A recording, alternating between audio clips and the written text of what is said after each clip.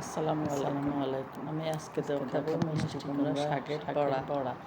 সাথে দিয়েছি বুটের ডাল ভিজিয়ে রেখে ব্লেন্ডার করে নিয়েছি বুটের ডালকে আর বড়া মিষ্টি কুমড়া শাকের বুটের ডাল ভিজিয়ে রেখে 1 ঘন্টা প্রায় ভিজিয়ে রেখে ধুয়ে ব্লেন্ডার করে নিয়েছি। তারপরে মিষ্টি কুমড়া শাকগুলি একটু হলুদের গুঁড়ো, একটু লবণ, পেঁয়াজ, কাঁচামরিচ দিয়ে ভালো করে কষলায় নিয়েছি। তারপরে আমি ব্লেন্ডার করা বুটের ডাল দিয়ে দিব। সেটা আমার নিজের পরিমাণ মতোই দিলে একটু আঠালো হয়ে যাবে, বড়া বানানোর জন্য উপযুক্ত ডো হয়ে যাবে।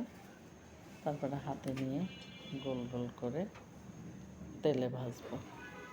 তেলে ভাজতেছি, ভাজা হবে, বুঝতে হবে নিজের পছন্দ মতো হয়েছে। বড়াগুলি ব্রাউন কালার হয়ে যা ভেঙে দেখলাম, ভিতরে অনেক সফট। আর কিছু বুটের ডাল ব্লেন্ডার করা বুটের ডালে একটু চিনি দিলাম, 1 কাপ আটা দিলাম, দিয়ে মাখায় আবার একটু লবণও দিলাম। তারপরে বড়ার মতো করে ছোট ছোট করে তেলে ভেজে নিয়েছি। এটা করলাম মিষ্টি, আর শাকেরটা হলো ঝাল। বিকালের নাস্তা আমার আজকের।